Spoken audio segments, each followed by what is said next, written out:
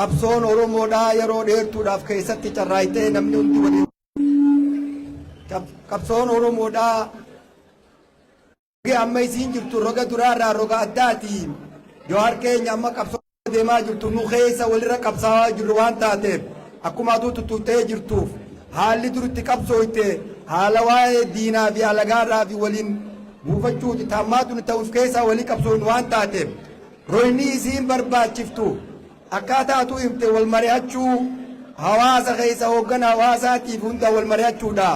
Ani addatti waaniin akka maqaa uummata Oromootiin jechuu barbaadu waa lama tokkoffaa hayyoota Oromoodhaa kutaa 11 irraa argaman kabara dabre waggaa 5 dabre sii wajjin qabsaa'e hundinuu diina galanii meeshaa siin lolanii taanii waan jiraniif amma qabsootan ammaatu nu tan addaa waan taateef hayyoota nuu qabdee hayyoota nuu jaartee maqaa keetiin hooggansa keetiin uummata Oromoo keessa hayyoonni ijaaramee bakka takkatti mari'achuudhaan akkaataa ittiin fuulduraaf itti deemnu kan badaa ta'e qabdee gaadii sa'aa gaadanii elmatanii ifuma bira gaaditee kan gaarii ta'es keessaa walumaan dalagaa hunda dhageeffattee harki tokko harkat qubni tokko quba tokko hin dhiqu kophaa ta'e deemuurra taraa dhuftuuf nuti akka yuukkeetti ballama wanni sii seennu maqaa uummata kanaatii fi qeeroo bareedduu tanaatiin bakkittoon caayaan irraa sossoonee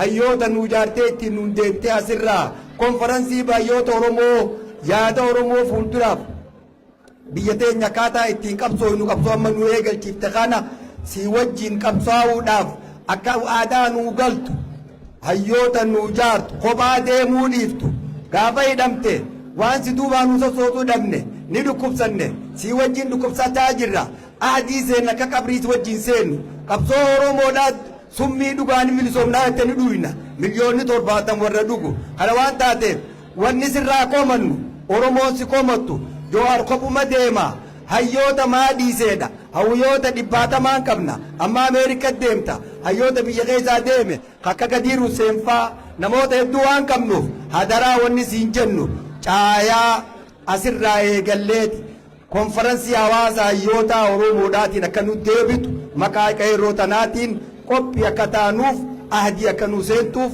kana si gaafanna galatooma.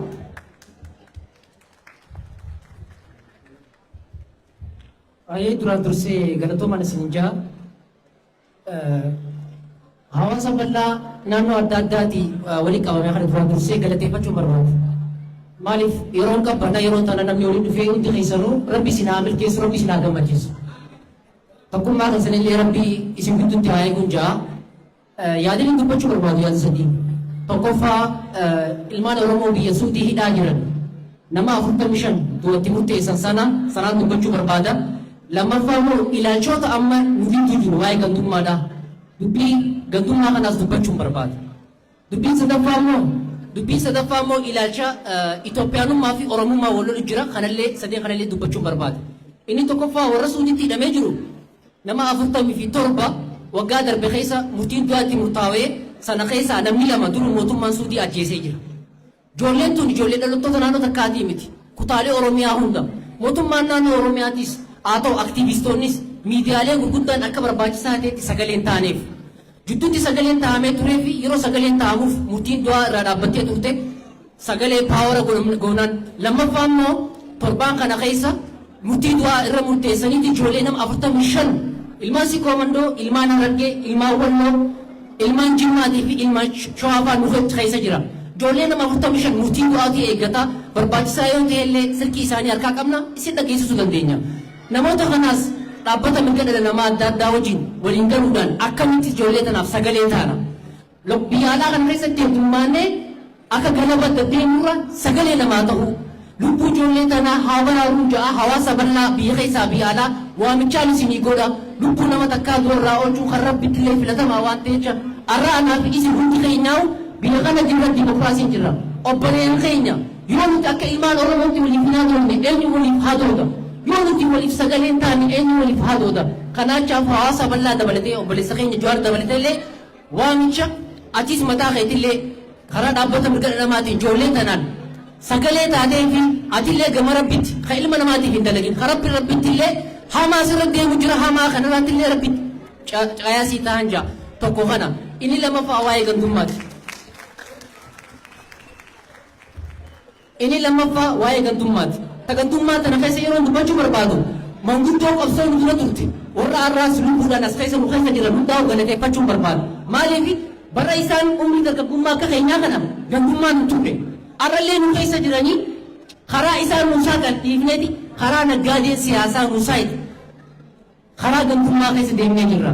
Yaa jara keenyaaf haa laalu bakka deemnutti qophii qopheessu hundaa'u kutaalee ilmaan Oromoo hundaa'u waliif fidanii qophii qopheessu akka Oromummaatti hojjaa dhaabbachuu bakka isteejirattis haa ta'u bakka hundaatu namni ganna hundaa yoo wal keessatti argame tokkummaa keenyaaf illee gaarii wanni humni biyya dabra waa'ee gandummaa bakka hundaa'u dhaabbachuu qaba. Walgahii amma booda godhatullee Johaar ifaa ifattiin sitti himaa ilataa naannoo takkaa qofan godhatiin ati Oromoo guutuudhaati arra durallee Johaar marfamee gaafa jaaniin kutaa Oromiyaa guutuu sitti hirmate malee kutaa tokko qofaa miti. Dhimma kana akka obboleessattiin siidhaama dhimma kanaan dubbachuu barbaadu. Gaafiin sadaffaa immoo namoonni ani nama siyaasaatti ijoollummaan siyaasaa keessatti guddadhee ABO na guddise. Waa'ee siyaasaa ni hubadha. Ilaalchi amma waliin jiru ilaalchi Itoophiyaanummaa fi Oromummaati. Ilaalchi Itoophiyaanummaa kana dhugaa waan ati daleetes haqa keessiifiin dubbadha. Si dura namni Itoophiyaa biyya jedhamtu akka bineensa laalaa ture Itoophiyaanummaa dhalaa sii fudhachiise. Herreeduun isaa Itoophiyaanummaa akka bineensa laaluu dhaabee jira. Kana siifin kaaya. Garuu Itoophiyaan tuni bu'uureffamni isaatu dhiiga hayyoota Oromoo ajjeesuudhaan.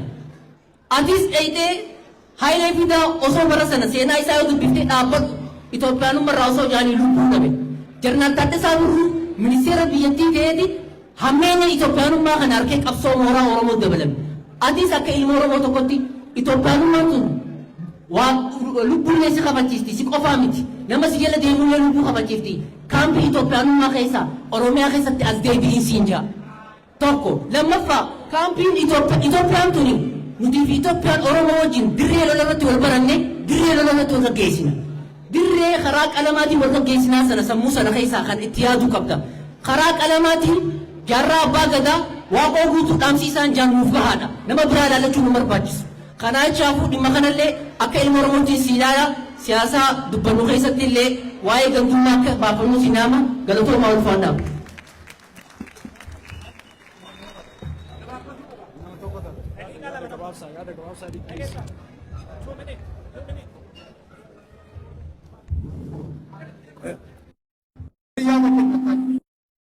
Namni kun hundi isaa dubbachuu fedha. Namoonni duuba jirullee akkasitti daqiiquma qofa kamoo. Gaaffiin gaafa dhagahama. Gaaffiin barbaade kaasee ture. Garuu yoo tokko naa eeyyamtan Jawaariin dubbisuu barbaade wanna biraa isin dhiyeessu. Yoo naa eeyyamtan Jawaar bichaa dubbisuu barbaade. Naa eeyyamtu Jawaar bichaa dubbisuu barbaade. Wanna biraa Samis mabda asma dubbisuu barbaade. Amala kennaa fi amile.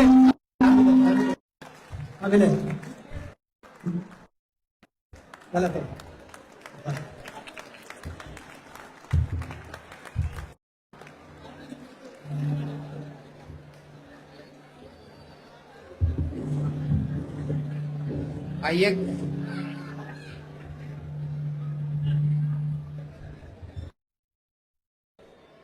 Ayyek galatooma duraan dursee obboleessi kenna Jawaariin si arguuf hedduu gammadaadha. Akkasuma du'arraa haftee kitaaba barreessitee uummata keetiin ga'uudhaaf baga Rabbi si gargaare. Ifaajee kitaaba barreessuun qabu nama kitaaba dubbisitu beeka. Kanaaf baga milkooyte siin jechuu barbaada. Kanatti aansee hawaasa kanaa wanti jechuu barbaadu rakkoon biyya san keessa jiru akka warri mootummaa nutti himullee miti. Akka Jawaar faa nutti himanillee oli. Hawaasni keenya rakkoo guddoo keessa jira. Kana nama biyya san dhaqee deemeetu argaa jechuudha. Akka fakkeenyaatti achumaanis hawaasa sanii yoo sagalee ta'uuf taate hawaasa tokko ka mootummaallee hin beekne ka uummanni illee hin beekne tokkoon isinitti hima. Uummanni kun Arsii Bahaa aanaa Shirkaa fi godina Baalee aanaa Gaarfaa gidduu kana jiraata. Uummanni kun walumaa galatti bu'uuraalee misoomaa jedhan jireenya isaa keessatti argee hin beeku. Karaan qabu, mana barnootaa hin qabu, dhaabbilee fayyaa hin qabu. Waggaa tokko waan caaluuf qaamni hidhate waraanni bilisummaa Oromoo naannoo san jira jedhamuudhaan gama Baaleetiin aanaa Agaarfaatti waraanni waabee irratti marsee gamanaan ammoo akka isaan gara Arsiitti ol hin baane uummata kana waraanni marsee waraanni gidduu kanatti qabe. Uummanni kun uumama isaatti horsiisee bulaan lafa gammoojjii irra jiraata. Waan silaa oomishatu kana yookaan achi guyyaa lama deemee magaalaa Agaarfaa geeffata. Yookaan ammoo gamana dhufee Arsii magaalaa gara Gobeessaa geeffata. Uummanni kun waan oomishate kana akka ol hin geessine waraanatu lolu. Gamasiin gara Agaarfaa kan geeffanne waraanatu lolu. Uummanni kun dargaggeessi jiru kun baqatee magaalatti gale. Kun baqatee gara Sumaaleetti yaa'e. Kun bosona. Namni achitti hafe ijoollee fi manguddoota qofa. Namni isaan beeku hin jiru. Naannoo sana akkuma isin jedhe bu'uuraaleen misoomaa waan hin jirreef nama baratee hin qaban, nama isaanis dubbatu hin qaban. Uummanni kun guyyaa waraanni mootummaa waraana bilisummaa Oromootu karaa kanaan bahe jedhee goonjoo isaan qaban irratti gubu. Halkan ammoo qaamni hidhate dhufeetu waraana bilisummaa asii nyaachi waraana raayyaa biyyaa asii nyaachiftan jedhee uummata kana darara. Rakkoo kana keessa jira uummanni keenya. Kuni fakkeenya xiqqaadha. Kana akka quba qabaattan isin jechuu barbaade. Kan itti aanu ammoo this a personal question yoo barbaadden deebisaa barbaadden dhiistaa ijoolleen gaaf dur lubbuu keessi baraarte sila har'a nullee si arguudhaaf carraa rabbii ta'e malee itti gaafatamummaan isaanii ijoolleen sun maalirra jiranii hagamta akka quba qabdaa waan jedhuufi horii budi dagaagi.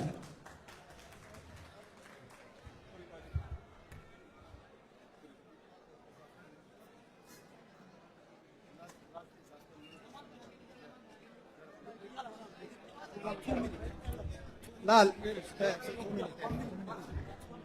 dhiifama akka mooltan dhiifama sagaleen koo yoo michuullee ta'uu dhabe maayikii wajjin dura baga nagaan dhufte gaafii kiyyaaf jecha Maraaraa Guddinaa tokkorraan ka'a Oromoo sodaa irraa bilisoomsinee garaa irraa bilisoomsuu dadhabnee jedhe. Please waan kana maaliif waan kana jedhe rakkoo yeroo ammaa kana hawaasa keenya keessatti namni bahee dhimma wayii fixachuu dadhabe jireenyi qaala'insa rakkoo hawaasan keessa jirtu atuu ni beekte namni sitti himu. Kanaaf namni biyya keenyaa ifii wal dararaa jira. Waan kana namni keenya akka nama siyaasaatti akka nama waan tokkoof dhaamsee sagalee atarra sirraa taatu achitti daldee achitti deemee onlaayinii bakka maratti namni waan kan laatu. Namni keenya waan kanarraa akkamitti baratee wal miidhuu sanirraa dhaabbachuu danda'a. Namni keenya sodaan qabu warra dhugaadha. Garuu sababa garaatiif jecha wal miidhaa jira namni keenya ofirratti. Kana jechuun barbaadaa gaafii qabu obboleessi kiyya tokko taate gaafiin biraa waa'ee kolodariiti. Waa'ee kolodanii kana atillee irraa barreessaa jiru. Waan kana akkamitti ilaalta please gadi qabii sirriitti irraa waan kana warri mootummaallee amma dandeettutti dhiibbaa godhiiti. Namni warri kanarraa waa qabu miidhame akka jirutti namni waa duraa kanarraa qabu karaa irratti bal'isanii maal jedhanii manniin irraa diigamee dhumee jira. Waan kana please hamma dandeettetti dhiibbaa godhiiti uummata keenyarraa yoo dandeette dhaabsisi. Waa lamii kana qofasi jechuu barbaada taa'imni sirraa fudhadhu jechuun asirratti waan jechuu barbaadu ani Iskootlaand irraan dhufee hawaasa Oromoo Iskootlaand jedhamu jira Gilaasgoo irraan dhufee ijoollee baay'ee keessarraa koomunitii Oromoo Iskootlaand jedhamu jira hawaasni illee jira nu quba qabaadhu gaaf tokko achirra siyaamuun keenyan oolu kana nu quba qabaadhu siin jedhu. Galatoomaa jecha akkuma beekamu salphatti as hin geenne bakka har'a jirru kana gahuudhaaf qeerroo kumaa fi kitilaatu itti wareegame akkasuma ammas har'a geennee qeerroon biyya keessa dararamaa hidhamaa ajjeefamaa tumamaa jirti halkanii guyyaa waan kanarratti maal jetta siin jechuu barbaada. Kan itti aanu ammoo dhuftee jirtaa dhufaatiin ati amma dhufte kun dhufaatii qeerroo jirtuuti moo buukii bittuuti jechuu barbaada. Galatooma.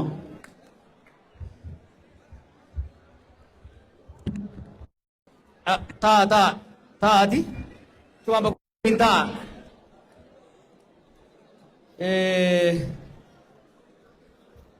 gaafii ayyoota gurmeessuu jettaniini iyyaadina itti dhufna ka gurmeessine jirra isin ka madura mul'atu qofa agartaniimi hedduu jira bar hedduu gurmeessine hedduu ijaaraa jirra ni mari'annaa hunda hojii mari'achaa bilcheessaa deemna falmii ayyoota jidduu jirus falmii hogganoota siyaasaa jidduu jirus hin jibbina.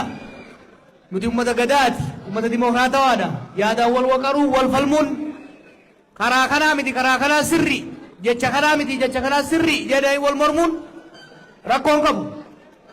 Garuu teenyee waliin waqarru deemaati dalagaat wal falminaa jechuudha. Kanaaf san hedduu yaaddeenaa itti deemnaa kophaan deeminaa kayyatti kophaan deemin kayyattaniif an takkaa kophaa ta'ee hin beeku. Hoggaan dhaladhuus ijoollee hedduu wajjin dhaladhe amma immoo miliyoonota wajjin deemaa jira. Warri Jawaar kophaa deemaa jee naa yaaddoftanis yaada gaarii yaadurraa akka kaatannaa gala. Warri kophaa deemaa jee tuffatas warra isaan duraatirraa haa beeku. Takkaa kophaa deemee hin beeku yaada ummataatiin hin deema ummata wajjin hin deema. Kaleessa fa'a xiqqa turre har'a sirna keessaas sirna alaayis biyya keessaas biyya alaayis hojii dippiloomaatiis bal'ootti dalaineeti deemaa jirra sun hedduu isin yaachisini jabaannees deemna waan hedduu miidiyaadhaan dubbachuu waan hin taaneef keessa abboota keessa wajjinis hogganoota keessatti waan haasa'anii jira waan hojjetamaa jiru jira san hedduu yaaddeina.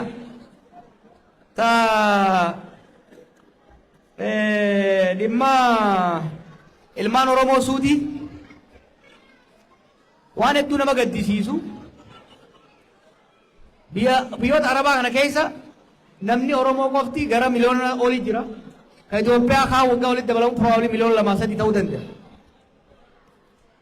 Ka mana hidhaa keessatti cinqamu qofa osoo hin ta'in kammaan dalaguu sadarkaa gabrummaarra jira bakka hedduutti. Kana kan mudate waa lamarraayi. Tokkoffaa ijoolleen tuni hoggaa gara biyyoota sanii ergaman leenjii gahaa hin kennamuuf. Afaan Arabaa barachuu na qaban ture. Dandeettii skills ogummaa qabaachuu qaban turan. Ijoolleen tun osoo leenjiin osoo hin qophaa'in kana dallaalli karaa adda addaatiin erguu hin baanuwan kan ministeerummaan ergaa jiru ijoollee tana mirga isaanii osoo hin barsiisin dandeettii osoo hin uuminiif afaan osoo hin barsiisin waan erganiif biyya sanitti sadarkaa gabraatti jiran. Lammiilee biyyoota adda addaatiin biyyoota Arabaa kana keessa dalaga. Isaan keessaa kaffaltii gadaanaa kan argatu miidhaan hamaan kan raga'u lammiilee Itoophiyaati jechuudha. Tokko erguu irratti wanti jiru jijjiiramuu danda'uu qaba. Deengaddaas bika tokkotti haasa'aatiin ture. Nuti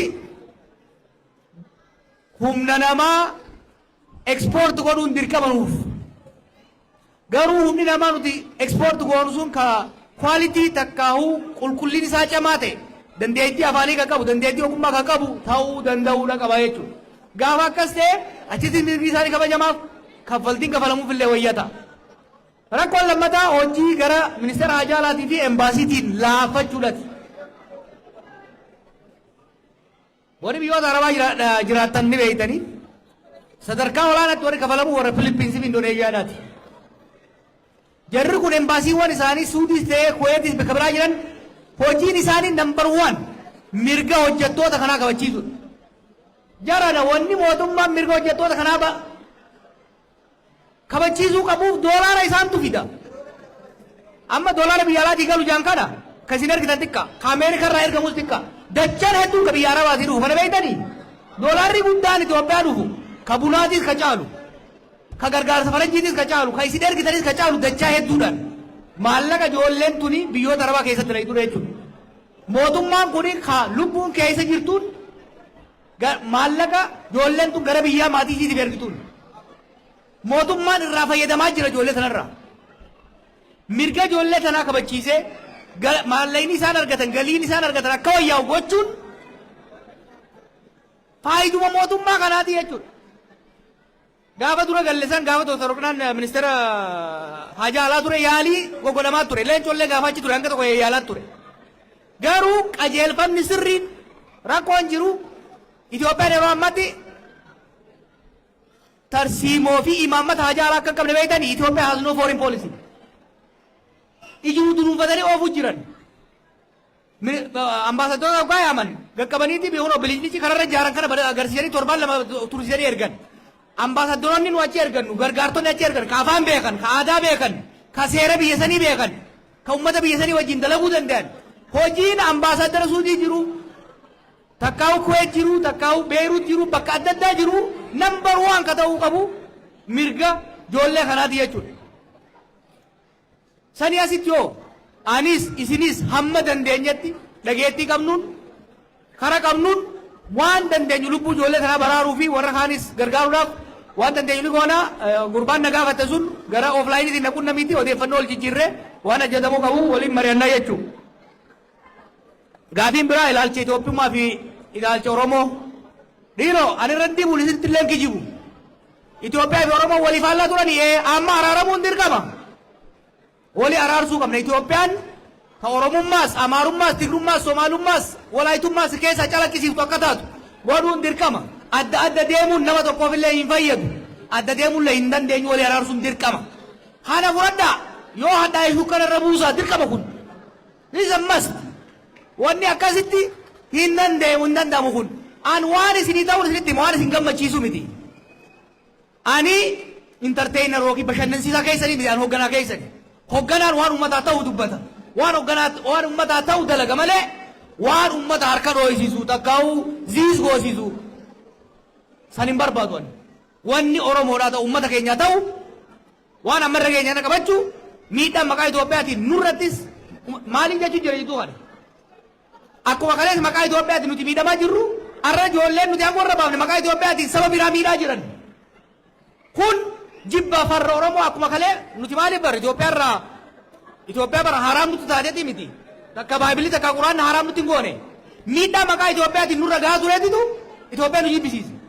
Har'a maqaa Itoophiyaatiin miidhaa saboota adda addaa irra gahu Itoophiyaa osoo hin ta'in Oromoon akka jibban godhaa jira jechuudha.